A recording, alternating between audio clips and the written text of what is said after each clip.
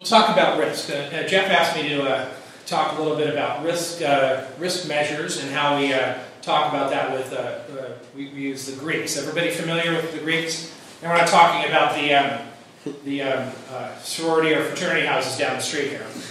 We're talking about the Greeks that are mostly the sensitivity analysis for options. What is the delta? The delta basically measures the change in sensitivity to the price of the underlying. So a delta says, simply put, if a stock moves $1, that option is going to move a percentage. It's anywhere from 0 to 1. So let's say, for instance, we're talking about IBM is trading for $160 a share, right?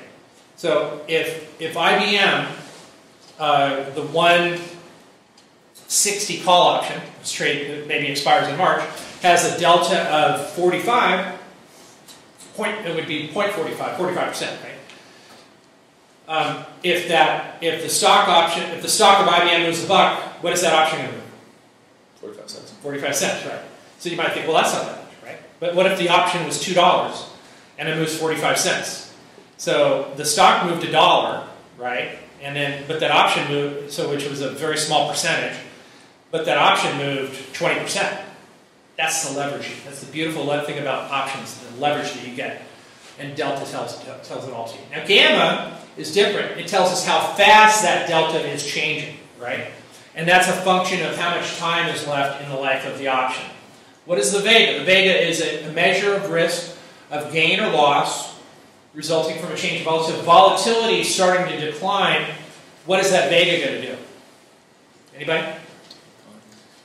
When that volatility starts to decline, the Vega is going to go down as well too, right? Well, when volatility starts to decline, we see smaller changes in the option price.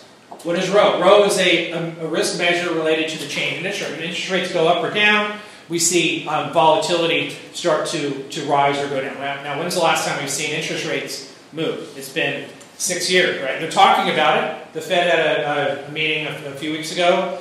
Janet Yellen talked over this last week. A few of the Fed officials came out yesterday and Thursday talking about, yeah, we're eventually going to raise rates. It'll happen sometime later this year, but who knows when that's going to happen. So we'll see the Rho start to change when that does. Actually, the Rho is starting to change right now, right? Because inflation expectations may start to rise, and interest rate expectations when they go up. These things react. And don't forget, market prices, stocks, options, futures, commodities, everything, they all move on based on expectations. The Fed moves on expectations. So that's all we care about. So Rho will start to move now, even though interest rates haven't moved just yet. And finally, theta. Theta risk is that risk variable in the form of non-constant. It's about the decay. Okay, what is decay? Options are a wasting asset, right? Options decay because there is a life, there is a time that they will expire. Now, most options expire on the 3rd Friday of every month. Now, there's weekly options as well too, and some of the indices have what are called quarterly options. But what we're talking about here is so now this is February 28th, right? So yesterday was the end of the first week of the March cycle. So now there's 3 more weeks until the March 20th would be the last day of the March cycle. So we have 3 full calendar weeks left of trading before the March option cycle. So as every day goes on, and including the weekends, by the way, because it's part of the time decay, each day moves on, your option that you're long or short becomes worth less. Not worthless, but it's worth less than the day it was before. Every minute, every hour, it's just becoming has less value to it, right? So theta risk is important to understand as well too. So we have a lot of, like I said, we have a lot of fraternity and sorority houses in here, but in the Greek thing. But I think it's pretty much self-explanatory. This is kind of a little bit more of an intermediate to an advanced level of education over here. But you always, if you're getting into options, you always have to understand the risk measures, and this is the best way I can show you. So talking about the deltas, when you incorporate deltas are not all equal. And it says talking about gamma risk and analyzing your trading. We learned that two deltas of equal size may or not equal an outcome, right? A delta with a higher gamma, okay, will have a higher amount of risk. So if you have a delta that's, say, 70% versus something that's 40%, you have more risk in there if that stock falls, right? It makes sense, doesn't it? I mean, if you have a lot of value in one option versus the other, if there's an adverse move, you're going to lose more money on the one that has more value, right? I always talk about delta sweet spots. This is a personal one for me. When I find a delta that's between a 37 and a 43, it's 37%. So what I would suggest to all of you guys, try these things out. Experiment with some of these things. You could open up an account and say Thinkorswim, Options Express, Interactive Brokers, maybe even Fidelity. Everybody open up an account. You don't put any money in it. They'll give you a paper trading account. Okay? If you want to put $1,000 in there or whatever, if you have some money, that's fine too. They'll give you a paper trading account. But you have all the tools that I'm talking about here. And this would be an excellent way for you to learn how to use these tools and to really understand about how the options market works without putting any risk out there. You can play around with it. I tell people all the time, paper trade. Okay, paper trade. I mean, let's go back to the basketball example again. How many people in the NBA just go out and play the game without going in the gym and practicing on their off time? Not very many of them, right? And I guarantee you, if they didn't, they wouldn't be lasting very long in the NBA. Same deal with options. You need to practice. Paper trading is a way for you to do that. There's a little bit about theta decay and time premium as well. When you own these options, again, we talked about options being a wasting asset. Take the position because they believe the underlying stock of the future is going to make a quick move, right? So you take that, when somebody is making that bet that there's going to be a big move, somebody's on the other side of that move, of that bet too, right? So if you theta risk is great for somebody who is a seller, who's on the other side. You know, somebody if you say, you know what, I think this option is going to go straight up like this, I'm on the other side. I say, I'll take the other side of that bet. I'll let you go ahead and take that risk, and we'll see what happens. And if I'm right, I'm going to collect all that premium, and you're going to be out. So as we talk about risk, okay, I don't think there's anybody in the room here who is not risk averse. I think everybody, to some extent, is risk averse. Let me ask you: would you like to have a 50% return on your portfolio with zero risk? Would you like that? I'd love it. I would take it every day of the week, twice on Sunday, just like you. So there's nobody in here who is not risk averse. Okay, but let's be honest. Much like in business, you have to take some risk, right? Has anybody taken any classes about entrepreneurship yet? And do they offer it?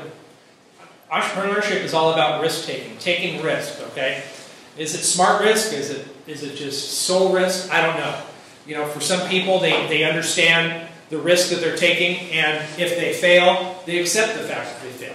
If they succeed, they move on and do other things. Look, Mark Zuckerberg took some risk when he started Facebook, right? Obviously, that was a smart risk that he took. All right. Bill Gates, when he left Harvard, he started Microsoft. He took an enormous amount of risk getting that company started, and clearly that was a success story. There's other people who failed taking risks, but they do it over and over and over again. They keep trying. Okay, there's a lot of biotech companies of CEOs that I know who took a lot of risk and they failed. But the point is that what we try to do when it comes to options trading is try and reduce that risk, right? We want to reduce market risk because the more risk we're exposed to at all times, the better chance we have of losing. We don't want to be exposed, all right? We don't want to be exposed to an enormous amount of risk and not be able to hedge that off, just in case something happens. Okay? So there are some techniques to reducing risk, and we'll talk. Here's a whole list of different things. And remember how I told you that You have a lot of flexibility when it comes to options trading. We have a lot of different options we have. You can do lots of different things. I think one of the problems that options traders have these days is they feel like they're stuck in cement. They can't move. They don't know what to do, right? So you can do lots of different things. You can sell your entire position. You could sell part or half of it, right? You can roll up to a higher strike. What does that mean? Let's say you're in a well, I'll give you an example of one that I did last week. Everybody familiar? I think I told Son Jasmine. Salesforce.com. Anybody heard of that company before? CRM is the symbol. Okay. I'm in some calls with my clients and with my chat room and with my service. We're in the March 6250 calls, which we bought those at about $2.80. Now the company reported their earnings Wednesday night after the close. The stock was trading at about 62 bucks. We were in those calls at $2.80, right? Was in pretty heavy on those options, and they reported a good number. And this was somewhat of a binary event, right? Do you guys know what a binary event is? I'm either going to win or I'm going to lose. There's no in between. So I'm either going to win or lose. But again, understanding the risk, I know what the risk is. I know I can accept the fact that if they totally tank it, I'm going to lose. I'm going to lose, if not all of it, I'm going to lose most of it. And I said, you know what, I'm okay with that. And I went ahead and took the trade and I stayed with it. Okay. So they happened to announce a really good number on Wednesday night, and the next day the stock was opened up at 70. Closed at 62. It opened up at 70. My options went from 280 to 8 bucks. Not bad, right? The stock went up about 12%. My options went up 158%. I'll take that. I like that, right? But so now I'm in a situation where I got to make a decision, right?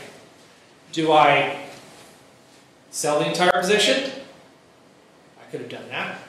Do I sell part of it? I could have done that. Could have sold half of it. I'm thinking about all these different things.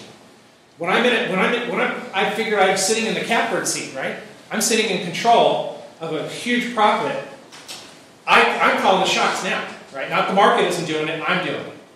I could roll up to a higher strike, which is exactly what I did. So I took all of my money off the table. I think I probably had about, I don't know, maybe about 50 or 70 contracts or something like that. Took all those off the table, and I said, all right, well, I think the stock can continue to go higher. What am I willing to risk? I'm willing to risk a smaller amount, not the same amount. I'll take the 8 bucks off. I went with the April 70 calls, which were about $3, and so I bought them anywhere from about $2.80 to $3. Okay, so I'm back in there with the same amount of money that I started with, right? And I already banked my other amount of money. So whatever happens on this next trade, I'm out to April now. So I've got 7 weeks. This 3 for March and the 4 for April. No matter what happens, if it goes to 0, net, I'm going to make money, right? Because I'm in there for $2, $3, $2.80 from the first one. I cashed out for 8. I can't lose, right? So I put myself in a situation where I can't lose money. I've got money in the bank, and A, B, and C, I'm still participating in case the stock continues to go higher. Does that make sense? Okay. So we can do that. We can sell a higher strike against what we already had. I could have done that. I could have stayed with that 6250 call and sold the 70 call, right? And pulled in premium and created what's called a vertical spread. Could have done that as well too. I could have bought a spread. I could sell premium by using spreads rather than selling naked positions. And finally, I could have hedged with futures or index puts versus a long call position. In this particular case, we're talking about an individual stock, so I wouldn't have hedged with futures. But that's definitely a possibility when you're long index options.